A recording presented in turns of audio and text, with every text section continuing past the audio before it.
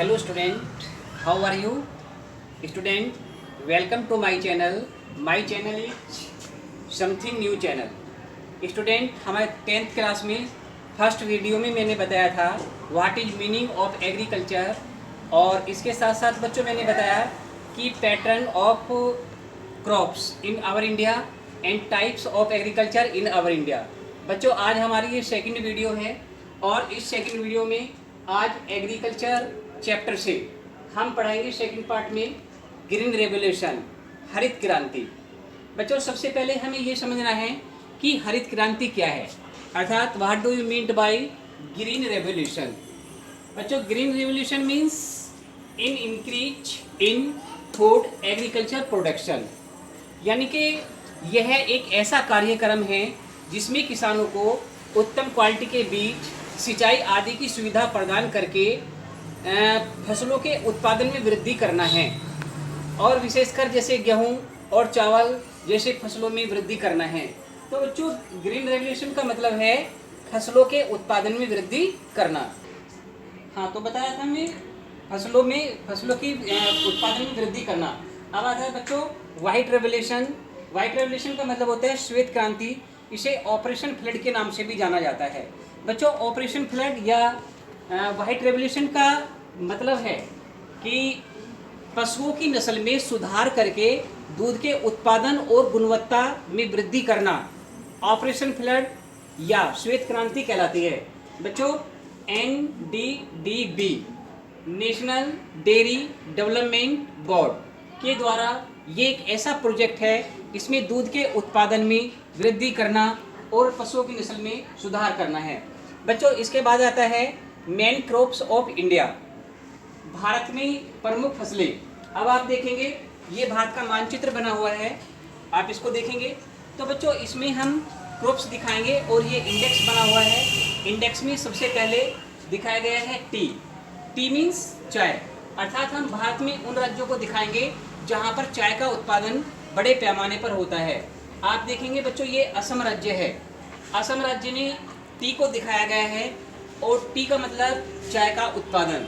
तो असम हमारे देश में चाय का उत्पादन करता है। इसके साथ वेस्ट बंगाल, यहाँ भी चाय का उत्पादन होता है। इसके साथ बच्चों अन्नामलाई की पहाड़ियाँ यानी तमिलनाडु राज्य में भी, नीलगिरी की पहाड़ियों में भी चाय का उत्पादन होता है। सेकेंड है बच्चों जे फॉर जूट। जूट का उत्पादन वेस्ट बंगाल, पश्चिम बंगाल में होता है। इसके साथ बिहार और असम में भी जूट का उत्पादन होता है।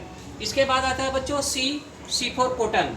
आप देखेंगे कॉटन का बच्चों ये गुजरात और महाराष्ट्र वाला पोर्शन विशेष कर दिखाया गया है, क्योंकि गुजरात और महाराष्ट्र में ब्लैक सोयल यानी काली मिट्टी पाई जाती है और काली मिट्टी में कपास का उत्पादन बड़े पैमाने पर किया जाता है। तो बच्चों, भारत में जहाँ भी काली मिट्टी पाई जाती है वहाँ पर कॉटन का उत्पादन यानी कपास का उत्पादन होता है। आप अच्छी तरह से देखेंगे गुजरात और महाराष्ट्र इसमें कॉटन का उत्पादन हो रहा है, और कॉटन के उत्पादन इसलिए क्योंकि यहाँ पर ब्लैक सोइल पाई जाती है। इसके साथ बच्चों रबड़ यानी कि आर का मतलब होता है रबड़। हम उन क्षेत्र को दिखाएंगे जहाँ पर भारत में रबड़ का प्रोडक्शन हो रहा है। तो आप देखेंगे केरल राज्य है बच्चों, केरल में रबड़ का उत्पादन हो रहा है, और इसके साथ केरल के साथ साथ तमिलनाडु राज्य में और कर्नाटक में भी कुछ क्षेत्रों में रबड़ का उत्पादन हो रहा है।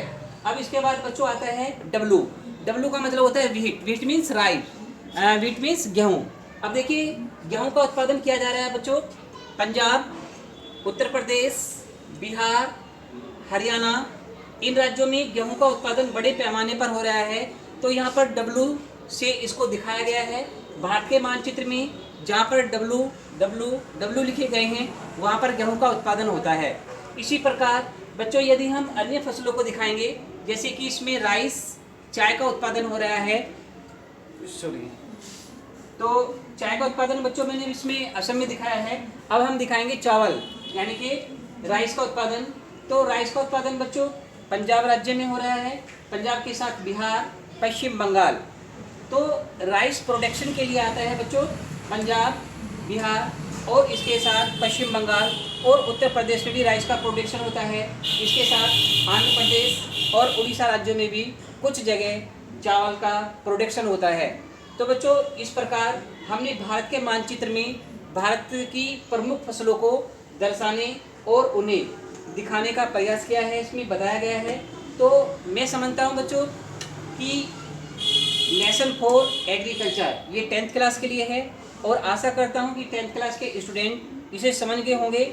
मैंने 2 वीडियो में इस चैप्टर को समझाया है।